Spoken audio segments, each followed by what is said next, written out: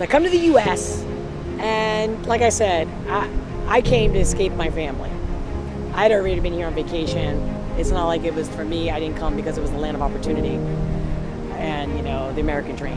No, that was not, I didn't buy into that. I had a ticket, an opportunity, I went. It could have been Japan, but it was the US. And the fact that I spoke English, that I was raised speaking English, that obviously made it easier for me. But honestly, when I first left Spain, first left my family, moved out of the house, that wasn't good enough. Then moving out of the town wasn't going to be good enough, so I moved to Germany. From Germany, I went to the US. And then people in Germany who were like, you gotta come visit us, da, da, da, da. And I was like, okay. So kind of like an exchange student, I figured I'll just go for a year. I'll test it out. You know, I never thought I would live here. I never thought I would live in America, and I never thought that I would stay here. It wasn't my cup of tea. I definitely like Europe. I like to walk in places, the suburbs, the American American dream with the cars and, you know, driving to the supermarket wasn't my thing at all. Just wasn't me. You know, New York, it was cool to come to visit as, you know, as a tourist or even as a traveler, but no. So I came here, did not plan to stay, and here I am 20 years later. At first, at least I was focused. I'm like, oh, while I'm here, I'm gonna go to South America, and I traveled all throughout the US, and I took advantage of being here and seeing as much as the US I could, going to every state that I could, Canada, South America, Central America. So I milked it. And I was living good. I was working hard. I was getting every job I've ever wanted. I was getting in the schools I wanted. I worked hard for it. Nothing came easy for me. But as you know, I didn't take no for an answer. So because I did all this and because I was getting everything I wanted consistently, my ego grew.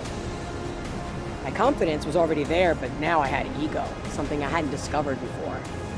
Not that I was aware of it then, but I became aware of it when I lost everything. So here I am, my third major in college. I'm thinking, oh my God, I'm getting closer to my calling. You know, I've been a teacher, I've been this, done that. So much experience in such little time. I was so proud of myself, but at the same time, I was like, this is not good enough.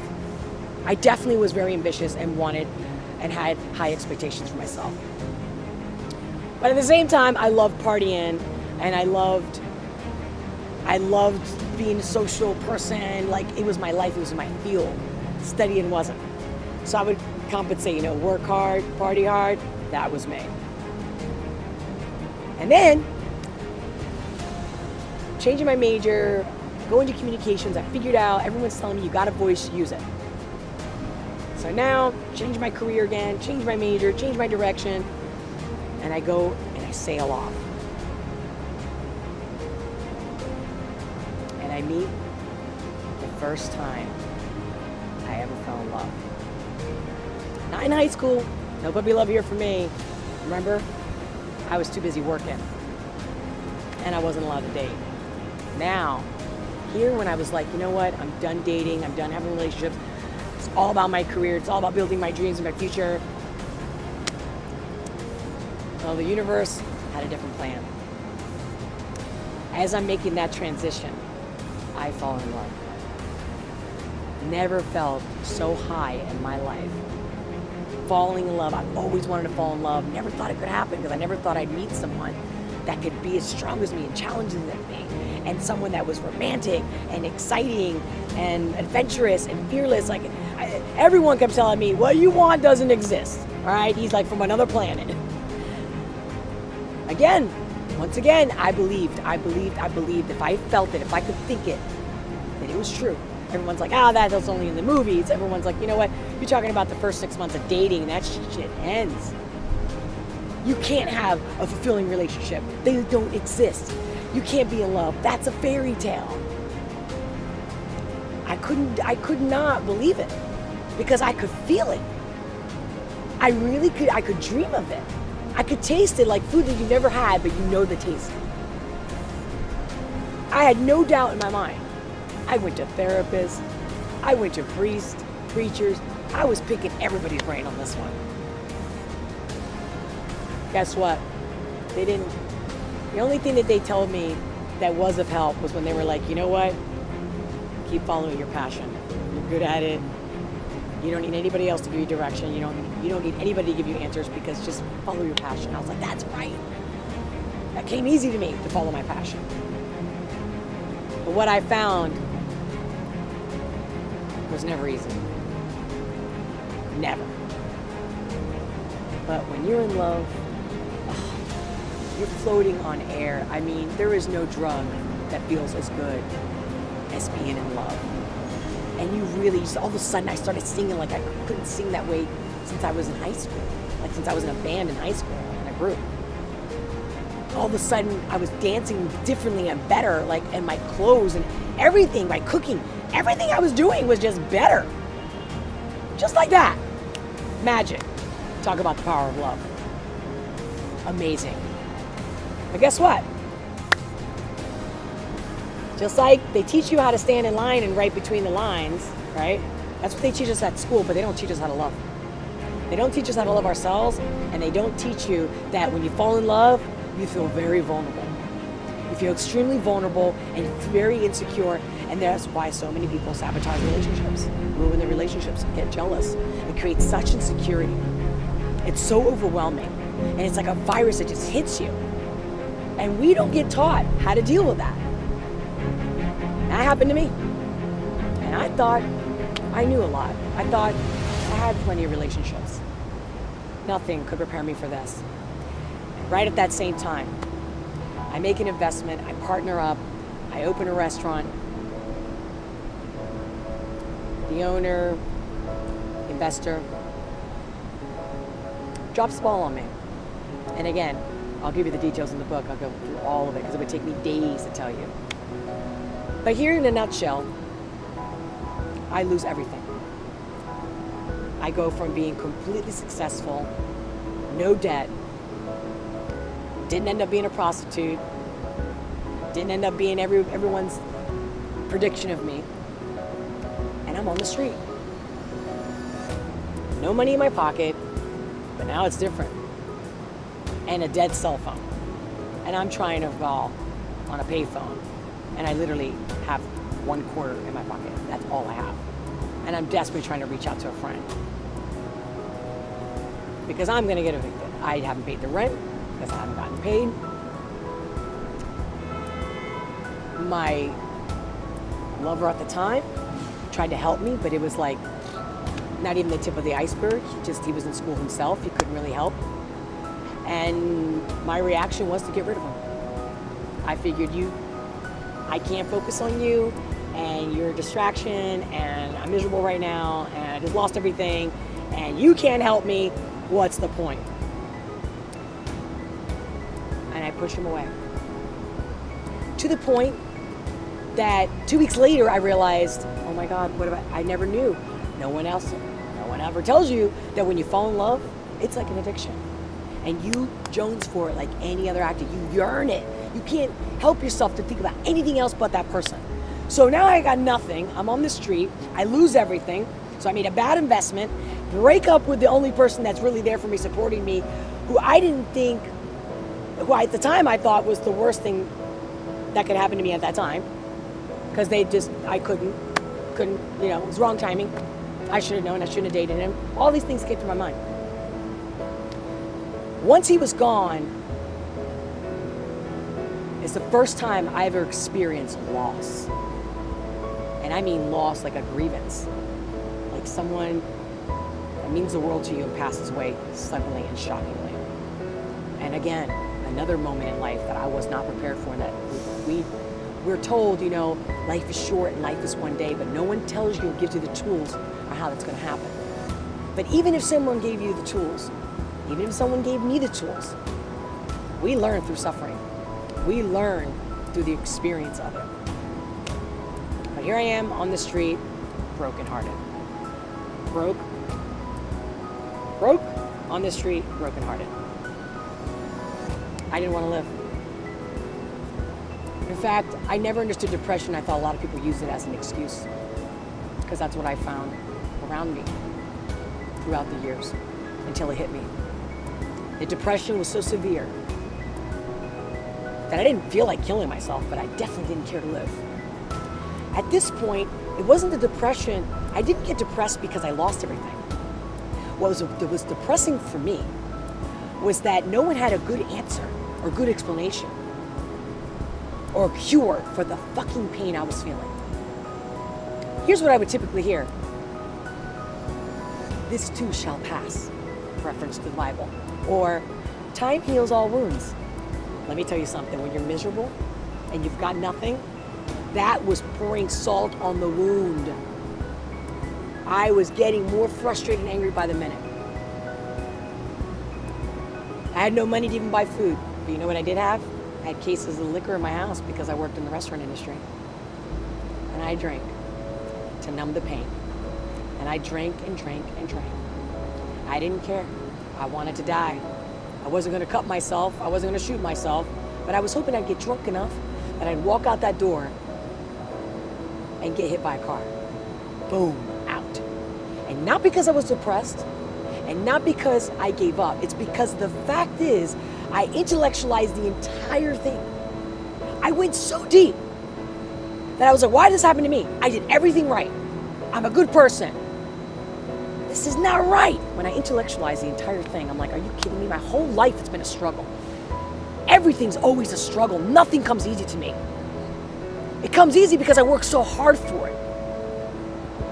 But nothing was given to me on a platter, especially when I wanted to do it my way.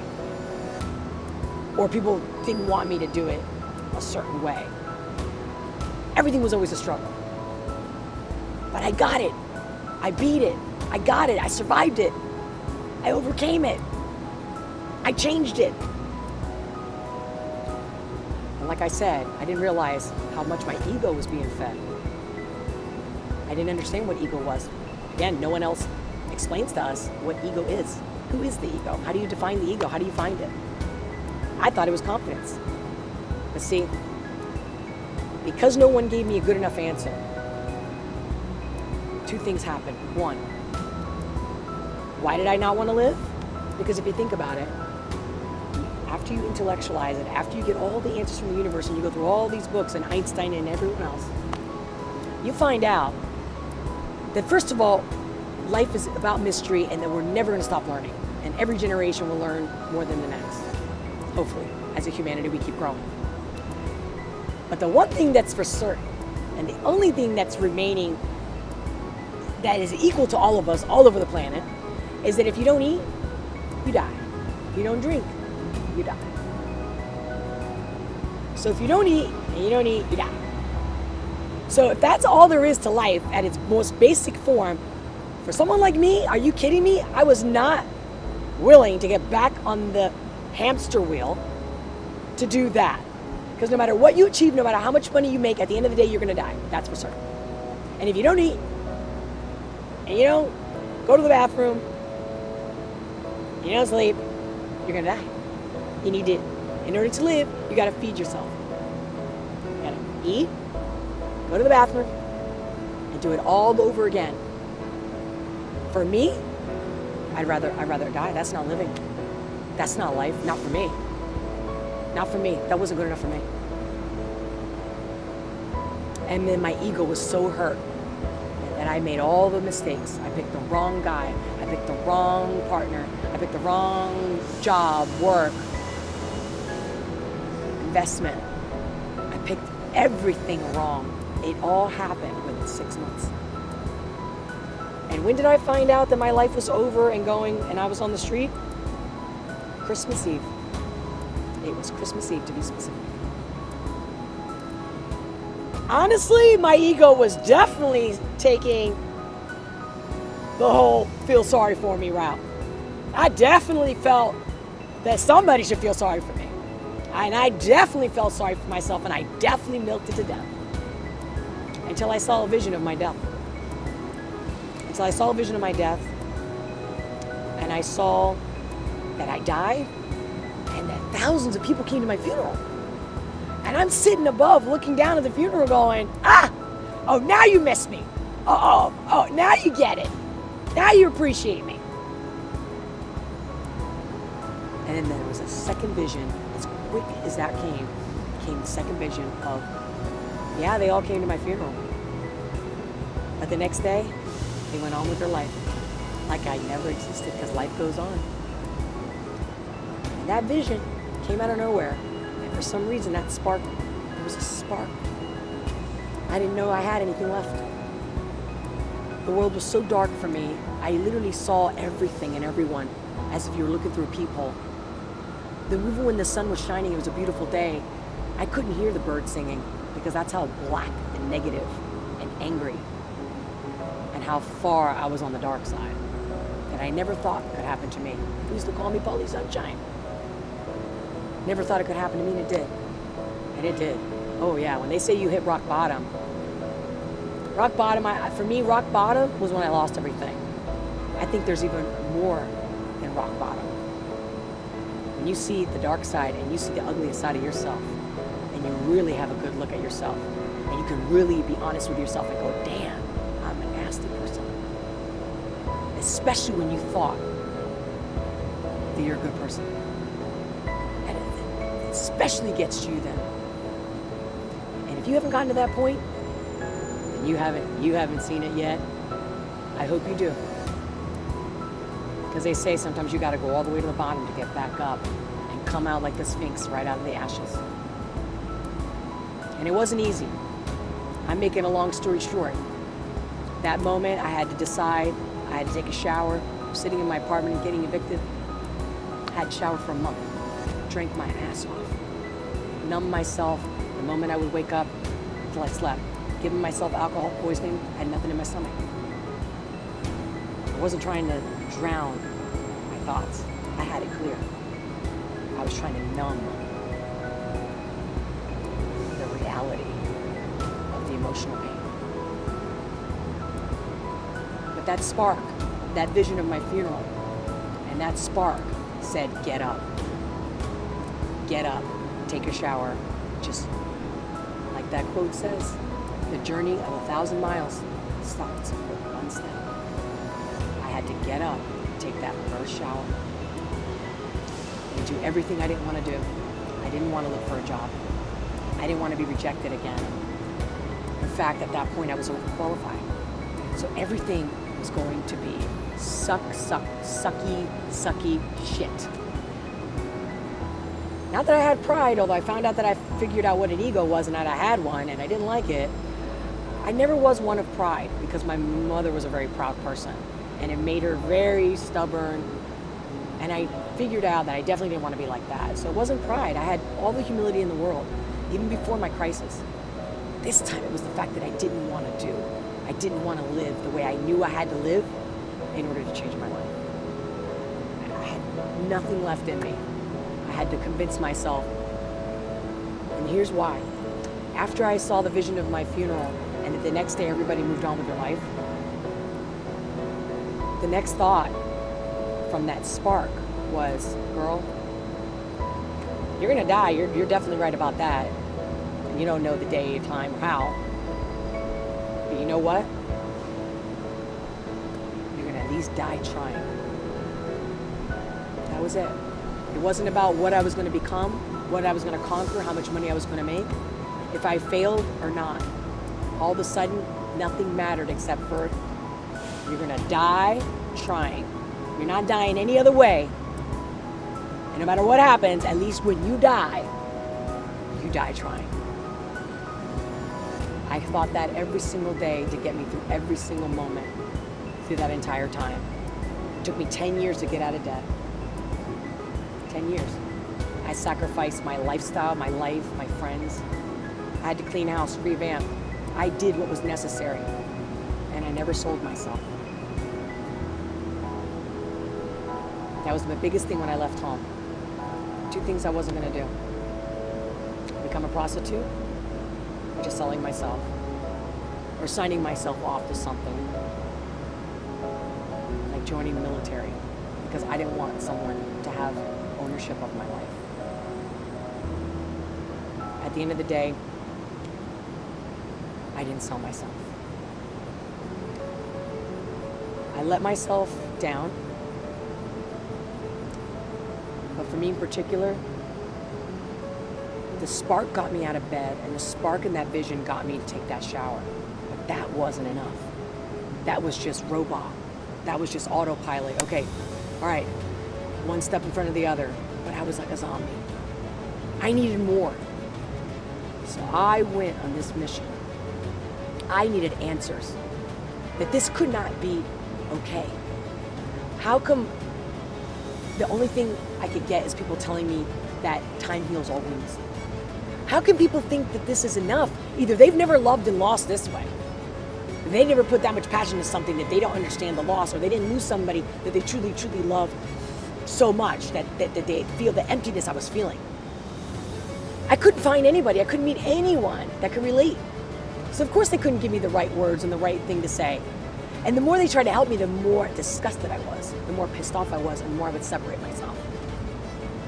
And the anger took me to the self-help section at the library, at Barnes & Noble, at any bookstore. All of a sudden I was like, you know what? There's got to be answers to this. There's got to be. Within 3 years, I read over 400 books, nonstop, back to back. I was going through a book every 2 or 3 days. And they were all books that they would say something about something, and then they would point to another book or another author, and I would buy that book. And I kept following all the trails and the money, and I would follow, all the religions, all the philosophies, Buddhism, Judaism. I went and I delved into all of them, looking for answers and realizing that there was a connecting the dots. They all had so many similarities. And some of these, like the Tao, is so ancient. All of a sudden, after reading and totally submersing myself, because, yeah, I decided I was going to die trying, but I'm going to die with an answer, because I don't ever want anyone to feel as helpless as I did. And I want to know why. Why? I wanted to know why we don't have the answers. Why isn't everyone, promoting the answers? And of course, there's a lot of motivational speakers out there, and there's a lot of gurus, and there's a lot of leaders out there, new thought leaders. There's so many awesome speakers out there, motivational, inspirational, true stories. Where's that school? Where's that place?